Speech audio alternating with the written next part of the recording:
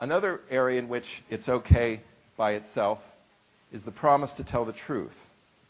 And what we ask is simply, do you promise that you will tell the truth? Now, we haven't tested the need to ask, are you going to tell me any lies? We tend to ask that, but I don't have any strong feelings about that. Because actually, the studies that have been done, some do, some don't. That is, add the question about lying. But we know that if you ask a child to promise to tell the truth, and they say yes, they're more truthful. Evans and Lee did this in a lab study with 8 to 16-year-olds. And this was a study in which the children were basically led to lie or cheat on a test. So the experimenter cued the child that the answers could be found at the back. So all the kids cheat. And more kids tell the truth when promising to do so. We found this in a group of maltreated children, and we found it, and this is the Lyon 2008 study, and we found it both increased children's honesty when they had been warned not to tell, right, which is the kind of situation we see all the time, and they were more honest when they had been coached to make up a story, which of course is another problem we have with potential lying. Now, I should emphasize that nothing is perfect, right? So most of the kids lie, and you give them the instruction, and many of the kids still lie. So you can't assume that the promise turns kids into angels. It doesn't. Many kids will blithely lie in face of the promise.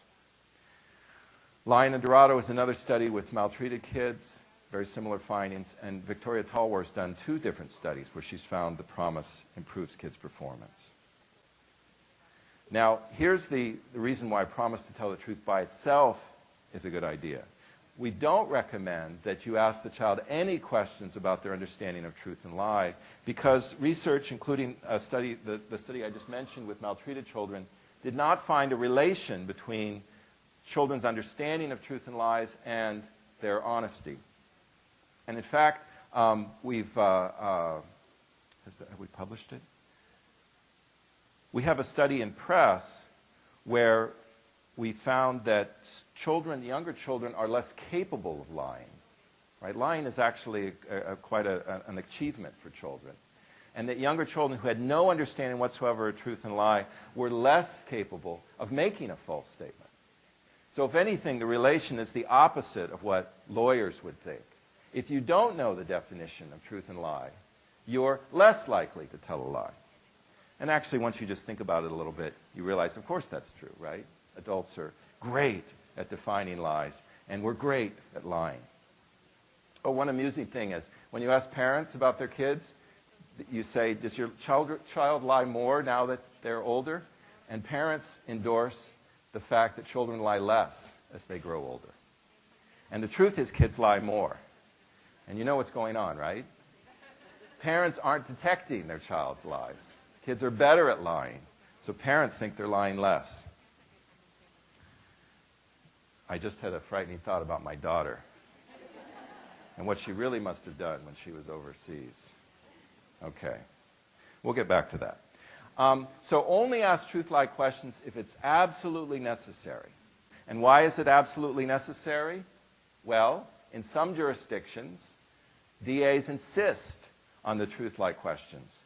And we could quibble about that. There are all sorts of reasons why I don't think it really is legally necessary. But in some jurisdictions, you kind of have to do what they tell you to do. Right.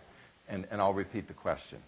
I've been trained by the trainers to repeat the question. So the question is, how do you do it? How do you do it without asking whether the child understands the difference? What we do in the 10-step is we say, it's really important that you tell me the truth. Do you promise that you will tell me the truth? And then we move on. And notice that we say, do you promise that you will tell the truth? Because we're just publishing a study now where we show that children understand will before they understand promise. So even 2-year-olds know about will, right? I will, I won't. They understand that. So by saying, do you promise that you will, we're getting at the kids who may not understand promise as well. At least that's the theory. Okay.